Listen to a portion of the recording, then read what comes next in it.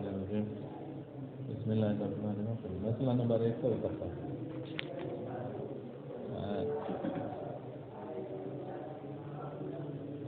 ہم بات کر رہے تھے کہ دو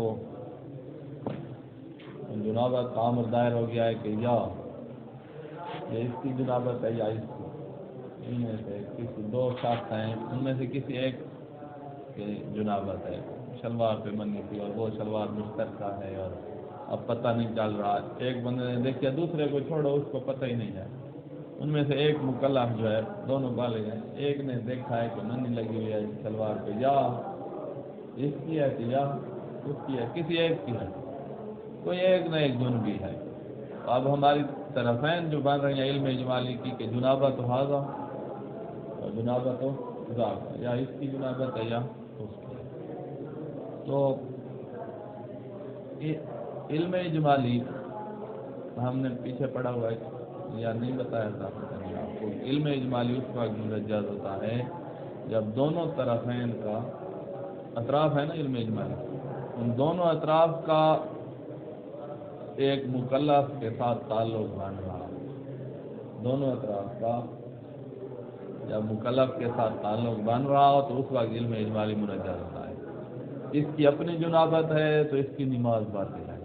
اگر اس کی جنابت ہے تو یہ اس کے پیچھے نماز پڑھنا چاہتا ہے پھر بھی اس کی نماز باطل ہے، اس کی اقتدا نہیں ہو سکتی، اب یہ اس کی اقتدا کر اس صورت میں دونوں طرفین کا اسی ایک بندے سے تعلق ہو رہا، اب علم اجمالی ہوگا منجز، یعنی احتیاط کام ہے، علم اجمالی کا یہی معنی ہے نا، احتیاط کام، علم اجمالی اس وقت منجز ہوتا ہے جب اطراف کا تمام جو اس کی اطراف ہیں، علم اجمالی میں اجمالی علم ہوتا ہے اور اطراف میں شک ہوتا ہے، اس کی جنابت ہے کہ اس کی جنابت ہے کہ اس کی ہے کہ اس کی ہے، یہ اطراف جتنی بناتے جاؤ تمام میں شک ہوتا ہے، جب دو طرفیں ہیں جیسے ہمارے اس مسئلہ میں دونوں کا ایک مکلف کے ساتھ تعلق بن رہا ہے، علم اجمالی منجز ہے، جنابت و حاضہ اور جنابت و ذاکا ان دونوں طرفوں کا اس مکلف سے تعلق بن رہا ہے تو علم اجمالی منجز ہے، جب علم اجمالی منجز ہے آپ جانتے ہیں کہ آگے پھر احتیاط کامل ہوتی ہے، اب وہ ہم بتائیں گے کیسے احتیاط کریں گے، تو کب کس مورد میں دونوں اطراف کا اس کے ساتھ تعلق بن رہا ہے، اس مورد میں جب یہ نماز پڑھے اور پڑھے اس کے پیچھے، تو اگر خود مجنب ہے تو بھی نماز باطل، جو وہ جنبی ہے تو بھی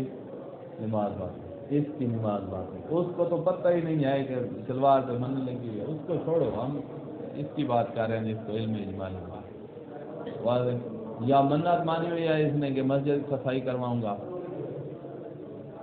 تو خود یا تو جنبی ہے مسجد میں داخل ہونا اس کے لیے،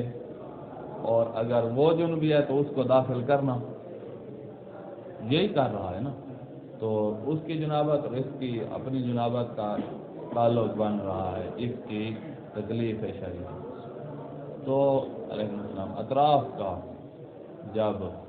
یہ مہم بات یہ ہے کہ اطراف کا علم اجمالی کی اطراف پہچان چکے ہیں نا، جنابت و حاضہ اور جنابت و ذاکا، اطراف کا جب ایک مکلف سے تعلق بن رہا ہو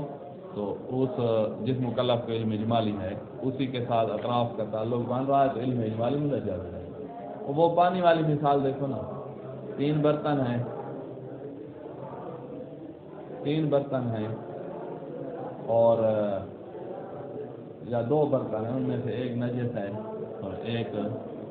پاک ہے، دونوں ایسے نہیں ہے کہ ایک کوئی اٹھا کے چلا گیا اور ایک اس کے پاس، دونوں اسی کے پاس ہیں، اور اس نے پینا ہے یا اس نے وضو کرنا ہے، تو دونوں برتنوں کا اس کے ساتھ تعلق ایسے نہیں ہے کہ ایک برتن گیا ڈیل دیا گیا، ایسے نہیں ہے، دونوں صحیح سلامت پڑے ہیں، پانی ان میں ہے، ایک نجس ہے ایک پاک ہے، دونوں کا اس کے ساتھ تعلق بن رہا ہے، یہاں بھی ہم کہیں گے علم اجمالی منجز ہے اور احتیاط کامل کرنی ہوگی کہ دونوں کو آپ استعمال نہیں کر سکتے، نہ اس سے وضو کرو نہ اس سے وضو کرو، دو غصبی چیزیں ہیں، دو چیزیں پڑی ہوئی ہیں، ایک غصبی ہے کہ اس کی اپنی ہے، دونوں میں یہ تصرف کرنا چاہتا ہے، دونوں کا اس کے ساتھ تعلق، ایسا نہیں ہے کہ دوسرا اٹھا کے کوئی اور چلا گیا، یہ والی صورت نہیں ہے، اسی کے سامنے ہیں دونوں تعلق ہے، اسی کے ساتھ ہے، علم اجمالی یہاں منجز ہے، تو احتیاط کامل کرنی چاہیے. یہاں بھی یہی ہے علیکم السلام کہ اس کی جنابت کبھی اسی کے ساتھ تعلق ہے، اور جب اس کو امام بنانا چاہتا ہے تو اس کی جنابت کا بھی ایک تعلق اس کے ساتھ بن رہا ہے. جب دونوں طرفوں کا تعلق اس کے ساتھ بن رہا ہے، جس کو علم اجمالی ہے اسی کے ساتھ تعلق بن رہا ہے، علم اجمالی منجز ہے. جب منجز ہے تو آگے آپ جانتے ہیں کہ احتیاط کرنا ہے. تو کہا جب پہلی صورت دونوں کی علم اجمالی منجز ہو گیا ہے تو اس وقت احتیاط کی جائے گی. کیسے احتیاط کرے گا کہ اس کو کہے کہ غسل کرے اور خود بھی غسل کر لے، یہ ایک طریقہ. پھر نماز پڑھے اس کی، یا خود غسل کر لیا ہے تو فرادہ نماز پڑھ لینا، اس کے پیچھے ہی نہ. اب تو اس کی جنابت کے اس کے ساتھ کوئی تعلق نہیں. تو احتیاط کس طرح کرے؟ دونوں غسل کر لیں یا یہ خود کر لے اور فرادہ نماز پڑھ لے، احتیاط ہو گئی ہے. یقیناً اس کی نماز صحیح ہے. اس کی نمازوں کو چھوڑو، صحیح ہے نہیں ہے، ہمارا اس سے کوئی تعلق نہیں. اس کی اپنی نماز صحیح ہے. اور آپ کہ جی اس کو امر بالمعروف اور نہی عن المنکر کرنے چلا جائے، نہ کہے کہ بھائی غسل کرو. کہ امر بالمعروف نہی عن المنکر وہاں ہوتے ہیں جب اس کو پتہ ہو کہ یہ کام واجب ہے اور یہ حرام ہے، اس کو پتہ ہی نہیں ہے. علم اجمالی اس کو ہوا تھا. یہاں ہوگا تعلیم الجاہل، وہ جاہل ہے پکا، اس کو کسی چیز کا پتہ نہیں ہے کہ شلوار پڑی ہے کہ جل گئی ہے کہ کیا، اس کو کوئی پتہ نہیں ہے، وہ جاہل ہے. جاہل کو جا کر تعلیم دینا شمار ہوگا کہ جی وہ میرے پاس علم اجمالی ہے، میں وہ علم اجمالی تمہیں بھی دینے آیا ہوں. یہ تعلیم الجاہل واجب نہیں ہے. وہ کوئی تیرے بچوں میں سے ہے جو تعلیم الجاہل واجب اپنے گھر میں ہو جاتے ہیں، اپنے اہل یعنی بیوی بچے، دوسروں میں تعلیم الجاہل واجب، لہٰذا اس کو بتانے جانا واجب نہیں ہے. بات ہے. تو یہ تھا جب نماز پڑھنی ہے اس کے پیچھے، اور اگر وہ پہ نماز ہی نہیں ہے، اس نے اس کے پیچھے پڑھنی ہی نہیں ہے، تو اس صورت میں علم اجمالی منجز ہی نہیں ہوگا. اس کی تکلیف کا اس کے ساتھ کوئی تعلق نہیں ہے، اس کی جنابت کا اس کی تکلیف کے ساتھ کوئی تعلق نہیں ہے. تو تکلیف یعنی نماز کوئی تعلق نہیں. تو لہٰذا یہاں علم اجمالی منجز ہی نہیں ہوگا. ہم نے کہا منجز یہ ہوتا ہے کہ جب دونوں جنابتوں کا اسی کے فعل کے ساتھ تعلق باندھ رہا ہو. یہاں نہیں باندھ رہا ہے، اس کے پیچھے اس نے نماز پڑھنی نہیں ہے، تو یہاں علم اجمالی منجز ہی نہیں ہوگا. جب منجز نہیں ہوگا تو احتیاط کام، اور وہ احتیاط والی باتیں نہیں ہوگی. یہاں پھر کیا ہوگا؟ کام اس کو کہیں گے کہ بھائی تمہیں شک کہنا ہو سکتا ہے تو جنبی ہے، یا ہو سکتا ہے نہیں ہے. شک ہے تمہیں اپنی جنابت کے بارے میں، دوسرے الفاظ میں تمہیں اپنے اوپر غسل کے وجوب کا شک ہے، تو اصل برات جاری ہوگی. یعنی تیرے اوپر غسل واجب نہیں ہے، جاؤ نماز پڑھو. اس پر ہے نہیں ہے، اس کی نمازیں صحیح ہیں نہیں ہیں، تیرا اس کے ساتھ کیا تھا؟ تیری تکلیف یہ ہم نے محدت کا یہ جاؤ نماز پڑھو، غسل واجب. جب کوئی تعلق نہیں باندھا تو علم اجمالی منجز نہیں، تو احتیاط نہیں. احتیاط جب نہیں ہوتی نا علم اجمالی والے مقامات پہ، وہاں اصل برات خود بخود آ جاتی.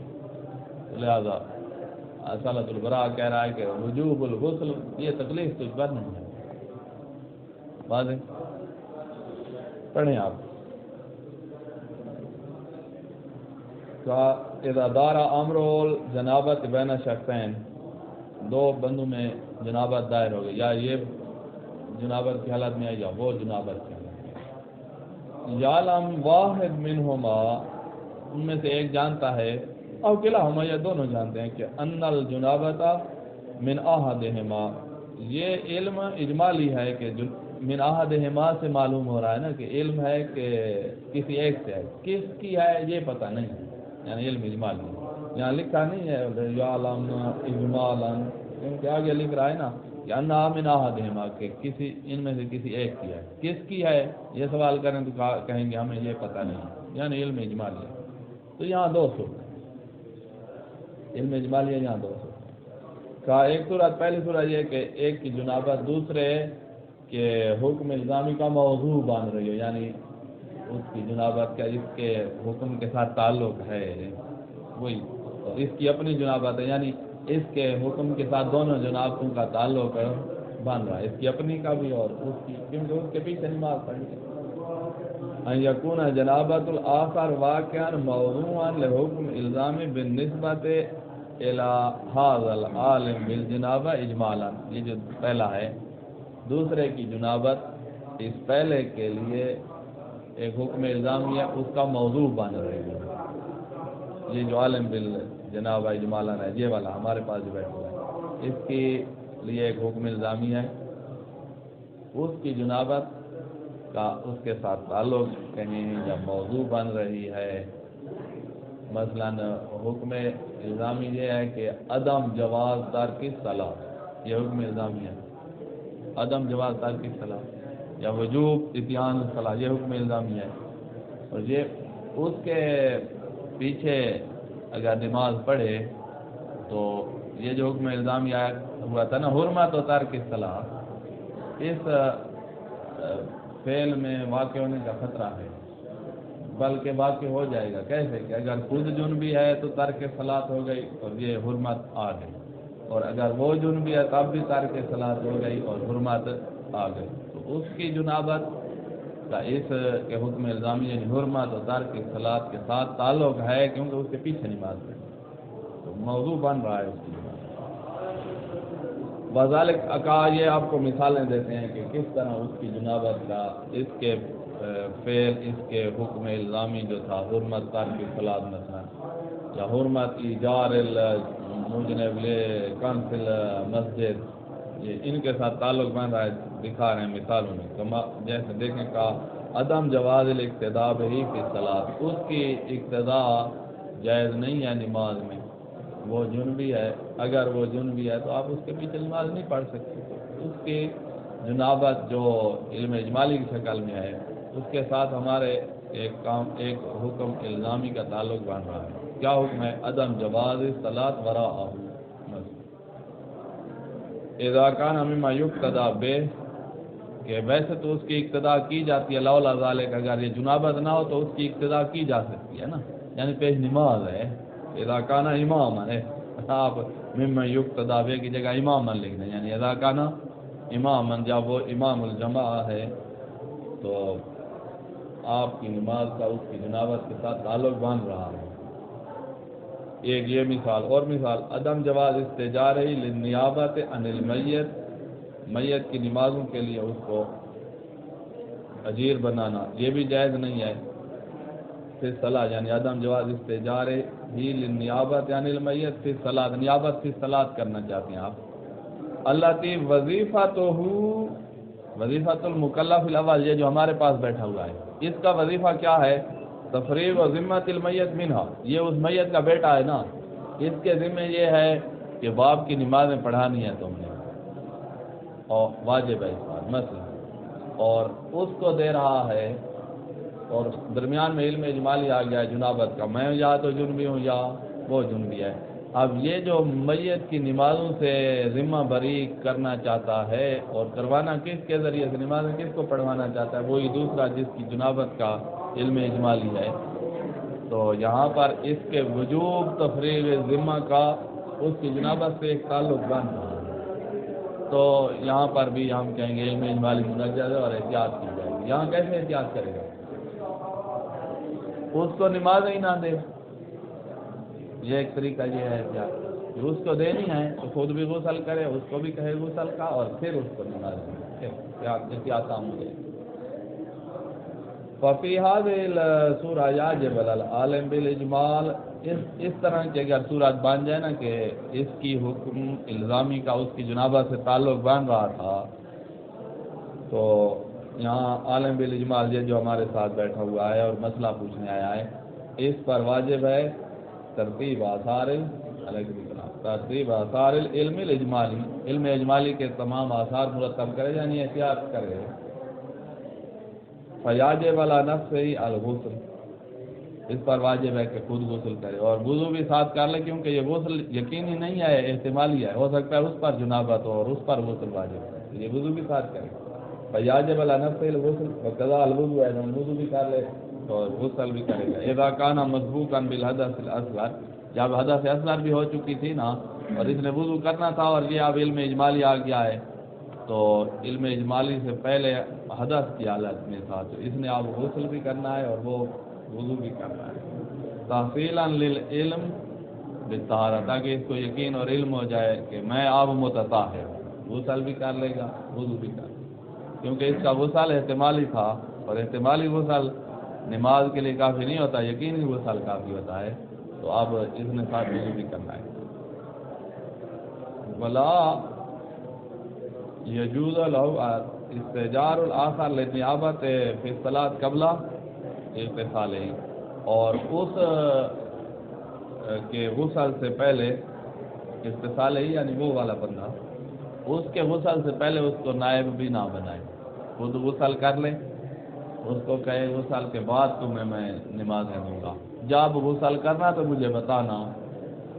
اس کو یہ، اب ہم کیا یہ اس کو یہ کہہ سکتا ہے وہ تو پر غسل واجب ہے، اس کو علم اجمالی نہیں ہے، اس پر کیسے، ہاں یہ کر سکتا ہے کہ اس کو نمازیں نہ دے، جب وہ غسل جنابت کرے گا، کبھی تو کرے گا، کبھی تو جنب ہوگا،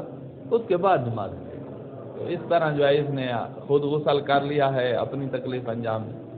نمازیں اس کو اس وقت تک نہیں دی جب تک وہ غسل، جب غسل کا اس کو جو بتایا بھی وہ غسل کر لے، وہ مار تو نہیں جائے گا، فوراً غسل کر۔ اچھا، ولا یہ تھی مثال نمازوں والی، پہلے ذکر کر دیا، اور جماعت والی آپ کر رہے ہیں نا، الٹا کر دیا، پہلے جو لاف ناصر غیر ہوا تھا منطقی کا۔ ولا الاقتداء به بعد تحصیل الطہارت لنفسہ، جب خود غسل کر لے گا، وضو کر لے گا، اس کے بعد بھی جو اس کی ابتدا میں نماز نہیں پڑھ سکتا، اس کی ابتدا اس وقت کرے گا جب وہ غسل کر لے گا۔ یہ علم اجمالی منجز ہم نے کیا ہے نا، احتیاط تام کیسے ہوگی کہ خود غسل اور وضو کر لے اور فرادہ نمازیں پڑھنے لگ جائے، یقیناً اس کی نماز صحیح ہے، اس کے پیچھے پڑھنا چاہتا ہے تو اس کے غسل سے پہلے کیسے پڑھے گا؟ احتیاط کے دوسری طرف بھی تو پوری کرنی ہے نا، یعنی اس نے بھی غسل کرنا ہے، اس نے بھی کرنا ہے، اگر اس کے پیچھے نماز پڑھنا ہے۔ ولا ابتدا بعبادہ تحصیل طہارہ لنفسہ وقبل تحصیل للآخر، آگے لکھ دیں تو لکھ دیں، یعنی اپنی طہارت کے بعد اور اس کی طہارت سے پہلے ابتدا نہیں کر سکتا۔ اما قبل تحصیلہا، یعنی اس کی طہارت کی تحصیل سے پہلے، فلا یجوز الاقتداء بہ، نہ یہاں ٹھہریں، اما سے ایک اور بات ہے، ایک اور تو پیچھے یہ تو واضح ہو گئی نا کہ لا اقتداء بہ، اس کی اقتداء نہیں کر سکتا بعد تحصیل الطہارہ لنفسہ وقبل تحصیل الطہارۃ لہو، یہ ہم نے کہا لکھ دو تو ٹھیک ہے، یہاں تک بات ختم ہو گئی۔ اب سوال یہ ہے کہ اگر علم اجمالی ہو گیا تھا نا اس کو کہ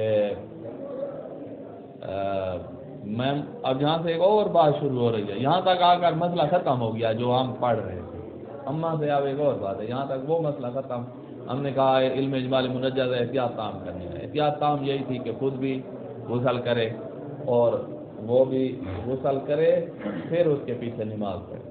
اگر اس نے خود غسل کیا اور اس نے نہیں کیا ہے تو اس کے پیچھے نماز ابھی بھی نہیں پڑھ سکتا، فرادہ پڑھے، یہ تھی احتیاط تام۔ اب یہ ہے کہ کیا اس طرح ہو سکتا ہے کہ یہ غسل نہ کرے، وہ بھی نہ کرے، اور یہ اس کے پیچھے نماز پڑھنے لگ جائے؟ تو کہا اس صورت میں تو یقین ہو جائے گا اور علم تفصیل ہی آئے کہ اس کی نماز باطل ہے، کیوں کہ اگر یہ مجنب ہے تب بھی باطل ہے، جو وہ مجنب ہے تو اس کی ابتدا میں اس نے پڑھی ہے باطل ہے، تو دونوں نہ کریں تو علم اجمالی نہیں ہوگا بطلان کا، دونوں نہ کریں تو علم تفصیل ہی ہوگا۔ اگر یہ کرے اور وہ نہ کرے اور یہ اس کے پیچھے نماز پڑھے تو بطلان کا علم اجمالی ہوگا نا، کہ ہو سکتا ہے وہی مجنب تھا اور میں نے تو غسل کیا، اس نے نہیں کیا، اور میں اسی کی اقتدا کر رہا ہوں، احتیاط تام نہیں کی نا، تو بطلان کا علم تفصیلی نہیں ہوگا لیکن اجمالی کا ہوگا۔ اگر بالکل احتیاط کے قریب ہی نہ یہ وضو کرے اور نہ وہ غسل کرے، نہ یہ غسل کرے اور یہ اس کے پیچھے نماز بھی پڑھے، تو اب تو بطلان کا علم اجمالی نہیں ہے بلکہ بطلان کا علم تفصیلی ہو جائے گا۔ تو اس اما کے بعد یہی صورت لکھ رہے ہیں، اما قبل تحصیلہا لکلہما ادھر پڑھانا ہوگا، یعنی دونوں نے طہارت حاصل نہیں کی، فلا یجوز الاقتداء بالعلم تفصیلی بے بطلان صلاتین، تو اب اس کی اقتداء جائز نہیں ہے، کیونکہ اب اقتداء کی نا تو اس کو علم تفصیلی ہوگا کہ یقیناً نماز باطل ہے، اگر میں مجنب ہوں تو بھی باطل ہے، جو وہ مجنب ہے تو بھی باطل ہے۔ واضح؟ یہ اما کے بعد علم تفصیلی والی صورت بتا رہے کہ یقین میں اب علم میں آیا ہے کہ نماز یہ والی تو باطل ہے، اس کی اپنی صحیح ہے یا نہیں چھوڑو، میری یقیناً باطل ہے، کیونکہ نہ میں نے وضو کیا نہ میں نے غسل کیا نہ ہی اس نے۔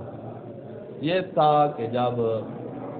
دونوں جنابتوں کا اس کے فعل کے ساتھ نماز کے ساتھ تعلق بن رہا تو علم اجمالی منجز ہو گیا تھا اور ہم نے احتیاط کی۔ یہ دوسری صورت ہے کہ دونوں جنابتوں کا اس کے ساتھ تعلق نہیں ہے، اس کی اپنی کا ہے اور اس کا اس کے ساتھ تعلق نہیں ہے، یہ اس کے پیچھے نماز ہی نہیں پڑھنا چاہتا، تو اب اس کو علم اجمالی ہے کہ یا میں مجرم ہوں یا وہ ہے، اس کے پیچھے نماز نہیں پڑھنی، وہ پہ نماز ہی نہیں ہے، داڑھی پہ اس طرح پھیرا ہوا ہے، نماز گناہوں سے اجتناب پہ نماز نہیں، تو اب یہ اس کے پیچھے نماز تو نہیں پڑے گا۔ اب اس کی نماز کا اس کے ساتھ کوئی تعلق ہے؟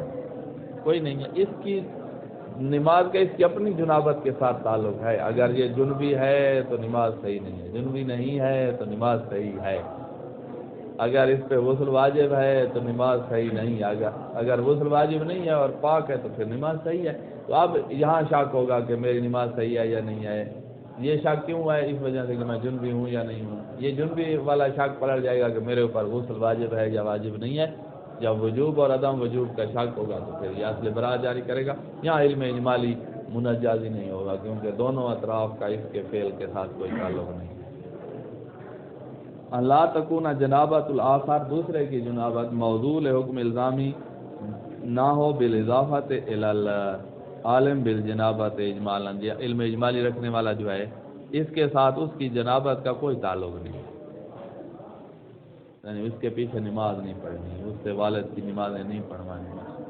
ففی اللہ یاجب الغسل علی العالم بالجنابہ، یہاں علم اجمالی منجز ہی نہیں ہے، جب علم اجمالی منجز نہیں ہے تو احتیاط نہیں ہے، جب احتیاط نہیں ہے تو اصل برات ہے، اصل برات کہہ رہی ہے کہ لا یاجب الغسل علی العالم بالجنابۃ اجمالا، یہ اجمالی علم اجمالی والا یہ والا بندہ اس پر غسل واجب نہیں۔ واضح؟ آگے چلیں، یہ مسئلہ ختم نہ، بلکہ آگے ہے کچھ، یہ تو تھا اس علم اجمال والا جو بندہ تھا، ایک طرف خود بھی تھا جنابت کی، اس کی باتیں آئی، اب ہے کہ تیسرا بندہ آیا ہے، اس نے دیکھا ہے کہ شلوار جو ہے اس پہ منی لگی ہوئی ہے، یا اس کی ہے تو یا اس کی ہے، یہ تیسرا بندہ دیکھ رہا ہے، تو اس کو علم اجمالی ہو گیا ہے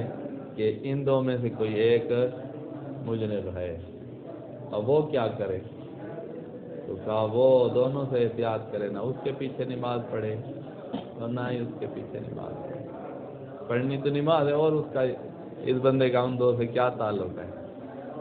آیا فرادہ پڑھتا ہے تو پڑھے اور گھر جائے پی ہمارے لا، کوئی تعلق ہی نہیں ہے، ایک دم ان کے پیچھے نماز پڑھنی پڑ جائے تو یہ اس طرح ہو جائے گا جیسے ایک بندے کو علم اجمالی ہے کہ یا یہ برتن نجس ہے یا یہ برتن ہے، تو ہم نے دونوں سے احتیاط کروائی تھی، یہ پانی نجس ہے یا یہ پانی، تو دونوں سے ہم نے کہا احتیاط کرو، اب بھی ایسے ہے کہ یا یہ جنبی ہے یا یہ، تو دونوں کے پیچھے اقتداء نہ کرو۔ اما غیرہما العالم بجنابت احدہما اجمالا، ان دونوں کا غیر ہے جس کو علم اجمالی ہے کوئی ایک جنبی ہے، ولا لم یعلمہما بذلک، اگرچہ ان دونوں کو پتہ نہیں ہے کہ ہم میں سے کوئی جنبی ہے یا نہیں ہے، ان کے پاس علم اجمالی نہیں ہے، تیسرے کو علم اجمالی ہے، فلا یجوز له الاہتمام بأی منہما، یہ کسی کی بھی اقتداء نہیں کر سکتا، کسی کا بھی معموم نہیں بن سکتا، ان کانا کل منہما موردن للابتلاء، جب ان میں سے ہر ایک مورد ابتلاء ہے، یعنی جنابت بھی اس سے ہو سکتی ہے اور پہ نماز بھی وہ ہو سکتا ہے، دونوں بالغ ہیں، جنابت دونوں کی ہو سکتی ہے، دونوں پہ نماز بھی ہیں تو اس کی بھی اقتداء کر سکتا ہے، اس کی بھی کر سکتا ہے، کہا آج بس دونوں سے ہٹ جائے، دونوں کی میں سے کسی کی بھی اقتداء نہ کرے، تو کسی ایک کی تو نہیں کر سکتا، ان میں سے کسی ایک کی تو نہیں کر سکتا، کیا اس طرح کر سکتا ہے کہ ظہر کی نماز ایک کے پیچھے پڑھ لے اور عصر کی نماز دوسرے کے پیچھے پڑھ لے گا، اس طرح تو بدرجہ اولا نہیں کر سکتا، کیونکہ تفصیلاً پتہ چل جائے گا کہ میری نماز ایک نماز باطل ہے، کیونکہ میں نے ایک یقیناً جنبی کے پیچھے، دونوں نمازیں ایک کے پیچھے پڑھتا ہے نا، تو کچھ بچت رہتی کہ بھائی ہو سکتا ہے جنبی وہ ہو۔ اگر یہ اس طرح کرے کہ اس کے پیچھے بھی پڑھے ایک اور ایک اس کے پیچھے پڑھے، تو ہم کہیں گے کہ اب تو علم تفصیلی ہے کہ ایک نماز کا علم تفصیلی ہے کہ وہ بات ہے، تو لہذا اس طرح تو بالکل ہی نہ کرے نا کہ اس کے پیچھے بھی اور اس کے پیچھے، یہ تو بالکل نہ، کسی ایک کے پیچھے یہاں بھی علم اجمالی کہہ رہا ہے کہ احتیاط کرو، یہاں علم اجمالی احتیاط کا کہہ رہا ہے، اور وہاں تو بطلان کا علم تفصیلی ہو جائے، سمجھ آئی؟ کسی ایک کے پیچھے ظہر عصر پڑھ لی نا تو بطلان کا علم اجمالی رہے گا، کیونکہ جنابت کا علم اجمالی، ایک کے پیچھے ظہر اور ایک کے پیچھے عصر، تو ایک نماز کے بطلان کا علم تفصیلی ہو جائے، واضح بات وہی ہوگی کہ علم اجمالی میں بھی ہم اس کو کہیں گے دوبارہ پڑھو، اور علم تفصیلی میں بھی ہم کہیں گے دوبارہ پڑھو، کیونکہ علم جو ہو گیا ہے بطلان تو کا فضلاً، تو کسی ایک کی بھی اقتدا نہیں کر سکتا، یہ تو ہو گیا فضلاً عن الاہتمام بما جمیعاً، یہ جائے کہ یہ تو بدرجہ اولا جائز نہیں ہوگا کہ دونوں کی اقتدا کریں، بدرجہ اولا نہیں ہوگا، یا اس طرح اگر کرنے کھڑ جائے، دیکھو پیش نماز ایک کو بنایا، دوسرا پیچھے کھڑا ہے، یہ اس کے پیچھے کھڑنا چاہتا ہے اور اقتدا اس کی پہلے کی ہے، اس کو اتصال کا ذریعہ بنا رہا ہے، تو اگر یہ جنبی ہے تو اس کا اتصال نہیں ہے، پیش نماز جنبی ہے تو جماعت نہیں ہے، تو اس کی یقیناً یہاں نماز ہے، یہ بھی ایک علم تفصیلی کا مورد ہے، اجمالی نہیں ہوگا، یہاں تفصیل ہو جائے گی کہ میری نماز یقیناً بات کمالا یجوز له استنابت احدہما فی صلاۃ او غیرہا، کسی ایک کو نائب بنانا والد کی نمازوں کا اجارے پہ، او غیرہا یا غیر صلاۃ، مثلا وہ کیا نام ہے حج میں نائب بنا رہا ہے، جس میں اس نے طواف بھی کرنا ہے اور جس میں اس نے طواف کی نماز بھی پڑھنی ہے، اور ان میں نماز ہے وہ بھی واجب ہے، تو وہ نہیں ہوگی بغیر اس کے، طواف بھی کرنا ہے، تو مما یعتبر فی طہارہ الواقع، یا جس میں طہارہ شرط ہوتی ہے اور یہ بغیر طہارت کے ساتھ کچھ کر رہا ہوگا، تو وہ والے افعال ان دونوں میں سے کسی ایک سے نہیں کروا سکتا۔ مسئلہ ختم، آگے 172 مسئلہ، امید ہے سمجھ آ گئی ہوگی، نہیں تو سن لیجیے گا۔ یہ آج کل کے زمانہ میں آپ امیر ہو گئے ہیں نا، آپ کے 4 دجداشے ہیں، 5 دجداشے ہوں گے، 5 جوڑے کپڑوں کے، ہم تو 5 طالب علم جو ہیں ہمارے بھی 5 ہو جاتے ہیں، ایک گرمیوں کے 5 جوڑے سوٹ ہو جاتے ہیں، تقریباً 4 تو ہوتے ہیں۔ آپ اس زمانے میں جائیں نا، ایک ہوتا تھا سب کا، آج سے 50-60 سال پیچھے جاؤ، ہمارے آبا و اجداد ایک جوڑا کپڑوں کا ہوتا تھا، وہ اس کو دھونے کے لیے منجلی باندھ لیتے تھے، میزار، اور میزار کو کیا کہتے ہیں، دھوتی باندھ لیتے تھے اور پھر اس کو دھوتے تھے، جب تک وہ خشک نہیں ہوتا تھا تو وہ دھوتی نہیں رہتے تھے، تو اس زمانوں میں یہ مسئلہ پیش آ سکتا ہے کہ جنابت کسی ایک کی ہے۔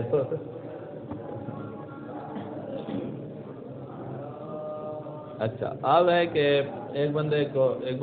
مجنب ہوا، منی خارج ہوئی، اور اس نے غسل کر لیا اور بول نہیں کیا، بول نہ کرے تو مجرا میں منی موجود ہے، اس کو کہتے ہیں استبراء بالبول، منی کے بعد وہ والا استبراء اجتہادی اس کو کہتے ہیں، جو زور لگایا جاتا ہے کہ قطرہ نکالنا ہے جو آخری بچہ، وہ اجتہادی ہے۔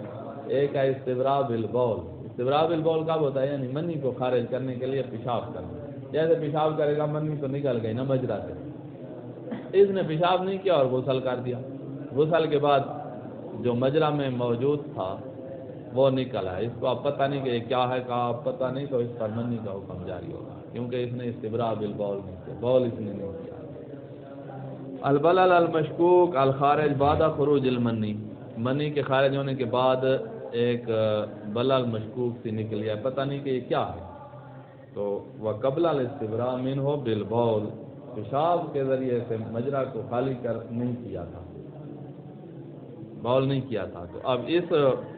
مادے پر کیا حکم ہوگا؟ کہا بے حکم المنی، یہ منی کے حکم میں ہوگی، حکم ظاہری لگے گا، لہذا آپ دوبارہ غسل کرنا پڑے گا۔ جس طرح وہ بول کے بعد استبراء نہ کرو اور وضو کر لو اور مادہ مشتبہ نکلا ہے تو ہم اس پر بول کا حکم لگا کے دوبارہ وضو کراتے ہیں، یہاں مادہ مشتبہ نکلا ہے اور آپ نے استبراء بالبول نہیں کیا تھا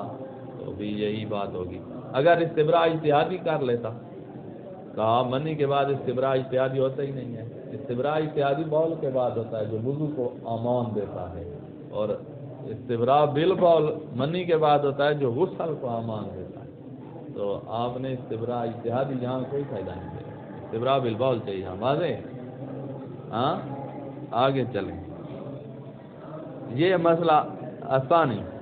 جماع آ رہا ہے جو موجب ہے جنابت کا، جماع خاتون کے ساتھ کیا ہے، جنا فرض کرو کرے یا خدا نہ خواستہ یا اپنی بیوی سے جماع کیا ہے،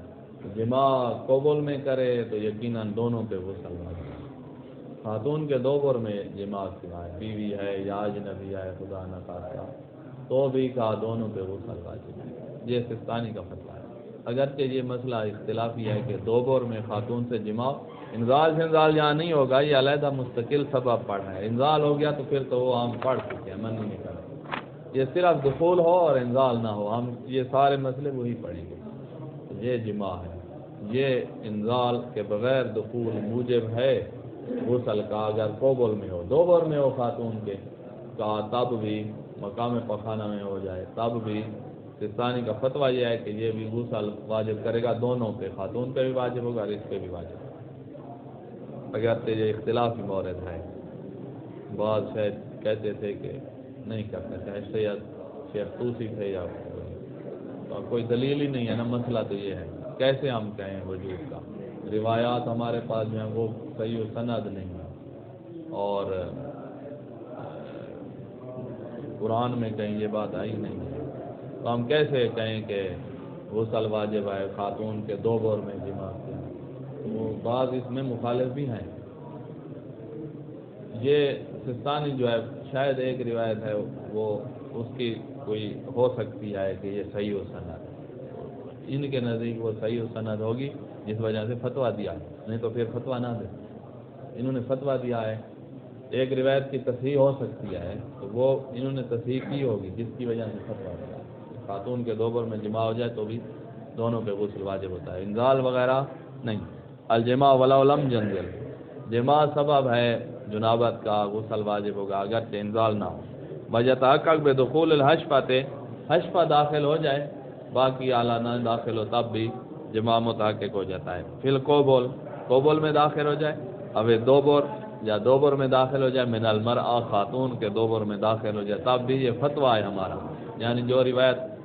ایک روایت کی تصحیح ہو سکتی تھی تو انہوں نے تصحیح کی ہے، سارا سلسلہ سند راویوں وغیرہ کو پڑتال کر کے اس نتیجے پہ پہنچے ہیں کہ یہ روایت صحیح ہے، لہذا اس کے مطابق فتویٰ دے دیا کہ غسل واجب ہے دونوں پہ۔ اچھا، اب ہے کہ اگر کوئی خاتون کے علاوہ سے جماع کریں دخول کرے، دو بورے مرد کے ساتھ کسی نے بدفعلی کر دی ہے، لڑکے کے ساتھ بدفعلی کر دی ہے، دخول کیا ہے، جو مقدار حشفہ موجب بنتا ہے غسل کا وہ کر دیا ہے، تو اب کیا غسل واجب ہوگا؟ انزال نہیں ہوا ہے، اب ان دونوں پر بھی غسل واجب ہوگا۔ یہاں پر ہمارے پاس کوئی بھی صحیح و سند روایت نہیں، جو بھی ملے گی اس میں کوئی نہ کوئی مسائل ہیں، اور علماء کا اختلاف بھی ہو گیا کہ ان دو پر غسل واجب ہوگا یا نہیں، مشہور یہ ہے کہ غسل واجب ہوگا، تو سیاح سستانی مشہور کی مخالفت نہیں کر سکتے، ان کا مبنی ہے، لہٰذا احتیاط واجب لگا دیتے ہیں، تو یہاں پر بھی سیاح نے احتیاط واجب لگا دی، واضح۔ اما فی غیر المرأة، غیر مرأة کے دوبر میں دخول ہوا ہے تو فلاوت لزوماً الجم بین الغسل والوضو، غسل یہاں پر احتیاط واجب والا ہے، احتیاط واجب والا یعنی احتمالی غسل ہوتا ہے، جب احتمالی ہے تو ساتھ وضو بھی کرنا پڑے گا، تو یہ دونوں جو ہیں غسل بھی کریں گے اور وضو بھی کریں گے. جام بین الغسل والوضو للواتی والموتو، دونوں وتی کرنے والا موتو جس سے وتی ہوئی مفعول. اچھا اگر یہ دونوں وتی کے وقت باوضو تھے، فرض کرو باوضو ہو کر انہوں نے فعل حرام کیا ہے، تو اس فعل حرام کے بعد اب یہ غسل کریں گے، کیا وضو بھی کریں گے؟ کیا کیوں وضو تو اب نہیں کرنا، کیونکہ یہ جو دخول ہوا ہے، اگر شاک کہنا پتہ نہیں جنون بھی کرتا ہے یا نہیں کرتا، انزال نہیں ہوا ہے، تو یہ دخول اگر جنبی کرتا ہے تو پھر تو غسل ان نے کیا اور وہ خود بخود کافی ہو جائے، اور اگر جنبی نہیں کرتا تو ان کا وضو باقی ہے، غسل احتیاطاً ہو رہا ہے، لہٰذا وضو دوبارہ کرنے کی ضرورت ہے. ان نے جام بین الوضو والغسل اس وقت کرنا ہوگا فیما اذا کان محدثین بالحدث الاصغر، جب حدث اصغر بھی ہو چکی ہے تو اب جو ہے وضو بھی کریں گے اور غسل بھی کریں گے. وإلا اگر حدث اصغر نہیں ہے تو یکتفی بالغسل، فقط غسل کرنا. ویکفی فی مقطوع الحشفہ، ایک بندہ ہے جس کی حشفہ کٹی ہوئی، حشفہ ہے ہی نہیں، جس سے آپ کہہ رہے ہیں کہ حشفہ داخل ہو تو وضو غسل واجب، حشفہ ہے ہی نہیں، تو کہا پھر اس کے لیے یہ ہے کہ عرفاً دخول صدق کرے، چاہے حشفہ سے کم مقدار ہو حشفہ سے زیادہ مقدار ہو، پھر مقدار کو نہیں دیکھنا، پھر عرفی دخول کو دیکھنا ہے. ویکفی فی مقطوع الحشفہ الادخال العرفی ہے، بس یکفی کے آگے یہی بات ہے کہ ما یصدق ما هو الادخال عرفاً ما ان لم یکن الادخال بے مقدار الحشفہ، مقدار حشفہ جتنا دخول نہیں ہوا ہے تب بھی عرفی لحاظ سے دخول ہے تو غسل واجب ہو جائے. یہ مسئلہ ختم. آگے ہے کہ جنابت، آگے جو مفعول ہے وہ مجنون ہے، پاگل ہے، تو کہا تب بھی جنابت متحقق ہو جائے گی، اور میت ہے تب بھی کہا جنابت متحقق ہو جائے گی. تو جنابت کے لیے ضروری نہیں ہے کہ آگے جو مفعول ہے وہ عاقل ہو یا مثلا بالغ ہو یا مثلا زندہ ہو، مفعول کے لیے ضروری ہے. فرض کرو اگر اس طرح ہو، مرد کوئی مر گیا ہے اور خاتون نے اس کے پکڑ کے دخول کر دیا ہے، فرض کرو اس کا آلہ جو ہے وہ صحیح اپنی جگہ پہ سیٹ ہے اور اس نے دخول کر دیا ہے، تو خاتون کو بھی غسل واجب ہو جائے گا، کیونکہ زندہ ہونا دوسری طرف کا یہ شرط نہیں ہے. اذا تحقق الجماع تحققت الجنابہ للطرفین، دونوں طرفین جنبی ہو جائیں گے، من غیر فرق بین الصغیر والکبیر، صغیر کبیر کا کوئی فرق نہیں ہے، جنبی. والعاقل والمجنون کا کوئی فرق، قاصد اور غیر قاصد، حی اور میت، زندہ مردہ کوئی فرق نہیں ہے، جماع ہو جائے تو بس جنابت ہو جائے. ہاں اب غسل میت پر اب ہم پر واجب نہیں ہے کہ اس کو غسل جنابت دیں. ہاں یہ پھر دیکھا جائے گا آگے. بہرحال یہ جو زندہ ہے، کیونکہ غسل جنابت کا وجوب زندہ پہ آتا ہے، نمازیں جو اسی نے پڑھنی ہے، ورنہ تو غسل جنابت واجب ہی نہیں ہے. کس نے کہا غسل ذاتی طور پر واجب ہے؟ تو میت نے نمازیں تو نہیں پڑھنی، لہذا ہم یہ اس کو غسل جنابت دیتے ہیں، یہ نہیں ہوگا. یہ زندہ جو ہے اس نے غسل کرنا ہوگا کیونکہ اس نے نمازیں پڑھنی. ہاں کیا میت کو غسل دینا واجب ہو جائے گا؟ کام کر کے دیا جائے گا دو. ویسے ہمارے یہاں اگر جنابت کی حالت میں فوت ہو جائے تب بھی اس کو غسل میت جب دیتے ہیں تو کافی ہوتا ہے، جنابت کا غسل دینا ضروری نہیں. اچھا یہ مسئلہ ختم. آ گیا کہ منی جو ہے وہ خون سے مل کر باہر نکلی ہے، تو ہم چاہتے ہیں کہ منی کا خروج ہو تو غسل واجب ہوتا ہے. منی خارج ہو گئی چاہے خون سے مل کر ہے یا نہیں ہے، منی خارج ہوئی ہے کہ نہیں ہوئی، ساتھ خون ملا ہوا ہے یا خون سے مل کر آئی ہے، جیسے بھی ہو غسل واجب ہو جائے گا. اگر خارج نہ ہو تو پھر واجب ہی نہیں ہوگا. کبھی ایسا ہے کہ حرکت کی ہے منی نے لیکن خارج نہیں ہوئی یا مثانے میں گر گئی ہے، ختم، باہر نہیں نکلی تو غسل واجب ہی نہیں ہوگا. کچھ بندے ایسے ہوتے ہیں، کچھ آپریشن ایسے ہیں کہ وہ کروائے جائیں تو منی باہر نکلے گی نہیں، مثانے میں گر جاتی ہے. ہرنی وغیرہ کا آپریشن ہوتا ہے، اس سے مسئلہ بن سکتا ہے بعض لوگوں کے، تو وہ منی ان کی نکلے گی ہی نہیں. وہ مثانے میں، مثانے میں تو یہ ساری زندگی اب جب تک زندہ رہے گا غسل جنابت اس سے واجب نہیں۔ اذا خرج المنی ممتزجا بشیء من الدم، خون کے ساتھ مل کر نکلی ہے، واجب الغسل بعد العلم بامتزاجہ، بھی جب علم ہو گیا ہے نا کہ یہ منی اس میں ممزوج ہے اور یہ منی ساتھ ہے تو منی کے خروج کا علم ہو گیا ہے، لہذا غسل جنابت واجب ہے۔ وَإِذَا نَازَلَ إِلَى الْمَثَانَى، مثانے میں نازل ہوئی، وَإِسْتَهْلَكَ فِي الْبَوْلِ، اور بول میں ختم ہو گئی فنا، استہلاک یعنی بالکل اب جو نکلے گا ہم منی کہہ بھی نہیں سکتے، بول ہی ہوگا، تو اس صورت میں لم یجب الغسل پہ خروج ہے۔ اور اگر بول کے ساتھ نکلی اور فنا نہیں ہوئی تو پھر خروج المنی ہو گیا ہے، اب غسل واجب ہے۔ وہی حرکت ہوئی ہے بدون خروج، اذا تحرک المنی عن محلہ بالاحتلام او بغیر الاحتلام ولم یخرج الى الخارج تو لم یجب الغسل، غسل واجب۔ یہ ایک دو مسئلہ رہ گیا ہے۔